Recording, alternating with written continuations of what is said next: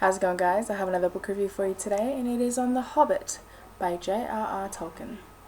First thing I want to talk about is, can we just talk about this cover for a second and how beautiful and amazing it is? It is just gorgeous. Tolkien drew this himself and just beautiful. I mean, there are so many copies out there. This is a hardback book, but it was so gorgeous I had to get it. So you can imagine how I was reading it. And you'll see in this copy we have the map that the dwarves used to get to Erebor. And at the back we have a map of Mirkwood. The illustrations are just amazing. All done by Tolkien himself. The illustration of the hill at Bag End. We have the troll scene.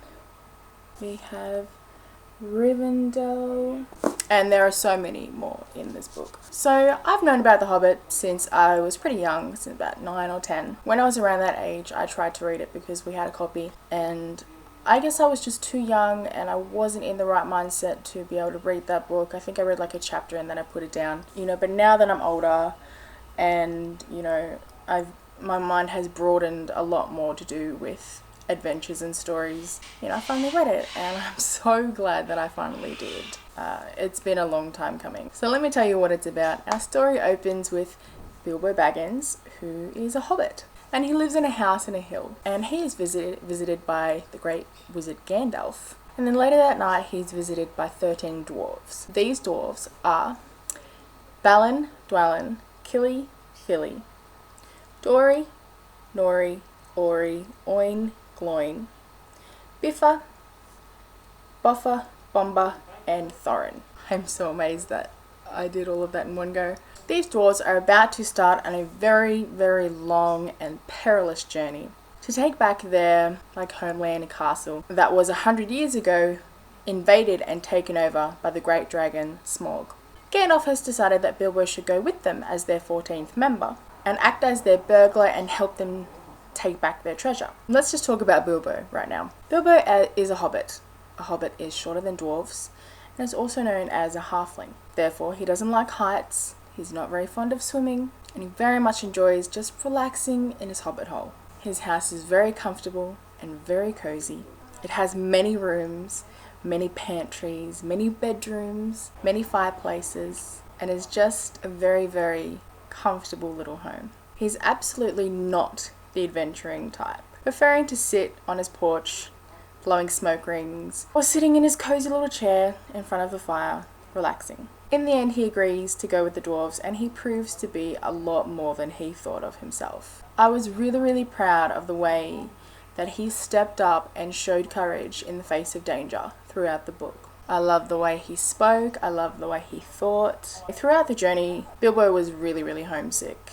And he constantly was like, why am I on this journey? I wish I was back home in my hobbit hole. But he stuck with it, and I'm so impressed with him, and I'm so proud of him. Next we have Thorin Oakenshield, one of the dwarves. He's the grandson of the king of Erebor. His grandfather and his father were slain, so it's fallen to him to take back his rightful throne. He's brave and kind, and has a lot more sense than most of the other dwarves in the company. He's a very, very proud dwarf, and I loved reading his parts because he definitely held his own, he knew that he was the rightful king to the mountain, and it was just nice reading his parts. Next we have Gandalf the Grey, who, as we all know, is a wizard. He is seen throughout the 3 Lord of the Rings movies, and even in this book he is as mysterious as ever. He's very wise and very gentle, and he does his best to look after Bilbo and the dwarves throughout the journey. It was really entertaining reading his parts. You know what he was like in Lord of the Rings, and he was exactly the same in the book and even in the Hobbit movie. It was just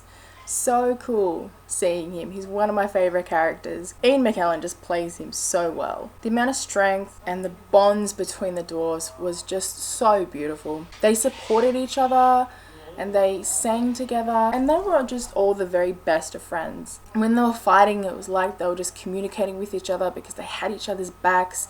They knew where everyone was. They were there for each other. It was great. I was surprised reading this because of how much is actually in such a small book. As you know, there is already one movie out and there's still 2 more to come. But with the book, I can tell you that literally the first 100 pages is the first movie. This is the whole first movie, the first 100 pages. This is a 300-page book. It was really, really weird when I was reading it because I can see why they would have to do more than one movie, because you couldn't put all of this into one movie, even if it was a really, really long one. And compared to the book, there are, quite a few things that they changed in the movie, some things that they added, some things that they took away. That's to be expected when it comes from book to movie adaptations. Considering its size, 300 pages, a lot happens in it, and the pacing is really, really fast. It's fast enough so that you take in every detail and you get completely drawn in, but it's not too fast where you feel like you're missing out. Obviously, the book can't talk about every single day that they were on a journey because they were journeying for a very, very long time. So it just talked about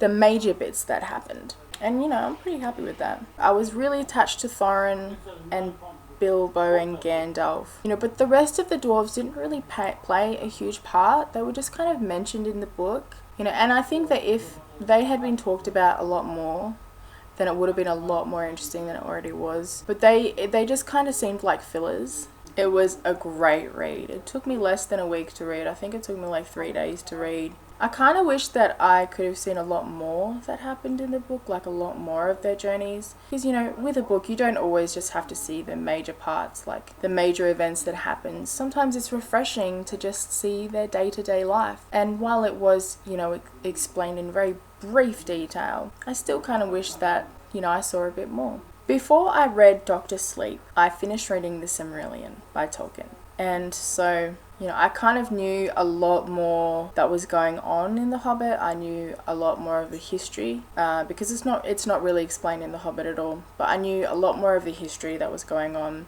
I knew the history of Gandalf, but after reading The Silmarillion, if anyone has read The Silmarillion, then you know what I'm talking about. The way it's written is just so astounding. But, after reading The Silmarillion and then reading Dr. Sleep, where the language is completely normal, and then reading The Hobbit kind of goes back a little bit with the way that things are explained. But it was okay, it wasn't as bad as The Silmarillion, because The Silmarillion was just beyond out there. But The Hobbit was a nice change at the same time, and obviously because of the time that Tolkien wrote it, obviously their language and their way of speaking and writing was very, very different compared to now, but it wasn't annoying, it was refreshing. And I think also because the way that it was written, it drew me in a lot more faster than any other normal book would. Because of the way the text is, it's very full. The way that it's written, it just immediately takes you in and just plops you down in this world and then takes you through this journey. After saying all of that, I give this book 5 out of 5 stars. Yeah, I would definitely read it again, no doubt. I'll probably read it again before I start reading the Lord of the Rings series. And honestly, I'm really, really looking forward to it because it was fantastic. So anyway, that's that for this review. I hope you enjoyed. Definitely check it out because it is just awesome. It's an awesome book. You won't regret it, honestly. So hope you enjoyed this video. Leave a like if you did. Subscribe if you haven't. It would really, really help me out. Stay safe, keep reading, and I'll see you in my next video. Bye!